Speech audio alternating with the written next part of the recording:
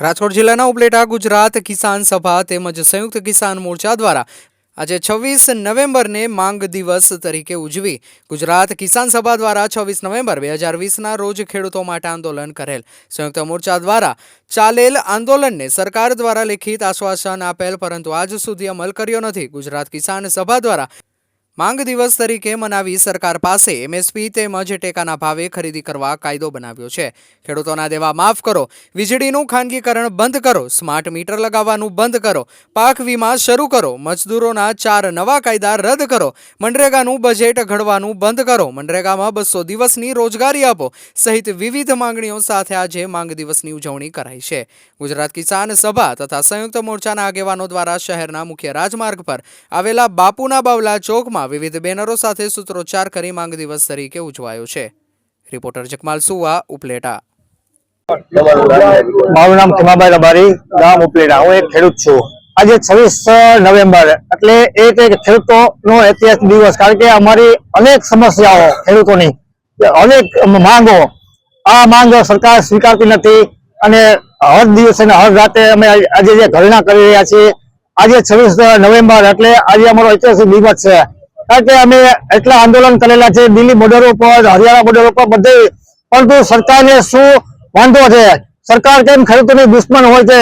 આજે ખેડૂતનો દીકરો અનેક સમસ્યાથી પીડાઈ રહ્યો હોય અને ખેડૂતોની અનેક સમસ્યાઓ કોઈ સમાધાન ઉકેલ ન લાવતા હોય, આ સરકારથી હવે ખેડૂતો કંટાળી ગઈ છે અને દિવસે ને દિવસે અમારી માંગ ઉગ્ર બનતી જતી હોય અને સરકાર સાંભળતી ન હોય, તો આજે અમે 26 નવેમ્બરના દિવસે અમારો ઐતિહાસિક દિવસ મનાવી રહ્યા છીએ અને આખા ભારતની અંદર જે અમે અમારી માંગ તટસ્થ બને, આ માંગની સાથે અમે ધરણા દેખાવો કાર્યક્રમ કરી રહ્યા છીએ।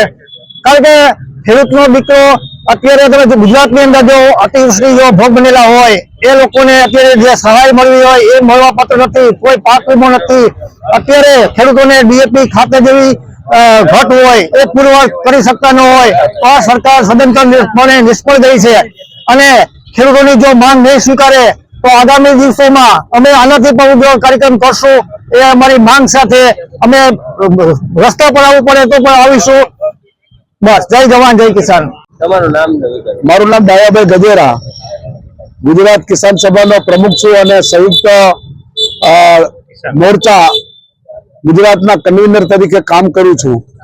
આજે 26 નવેમ્બરના રોજ દેશભરમાં સંયુક્ત કિસાન મોરચાએ આહવાન કર્યું છે કે 2020ના રોજ જ્યારે 26 નવેમ્બરે આંદોલન શરૂ થયું હતું અને 13 મહિના સુધી ચાલેલા આંદોલન સાથે સરકારે ખેડૂતોની માંગણી અંગે કરેલ લેખિત આશ્વાસન નો આજ દિવસ સુધી અમલ થયો નથી।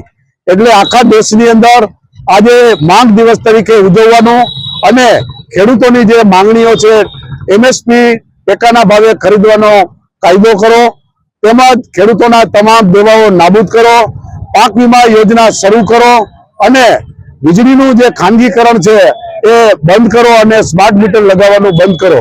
એ ઉપરાંત મજદૂરો માટેના જે 4 નવા લેબર લો કાયદા કર્યા છે એ કાયદા પાછા ખેંચો અને મનરેગામાં બજેટ ઘટાડવાનું બંધ કરો। મનરેગાની અંદર 200 દિવસની રોજગારી આપો।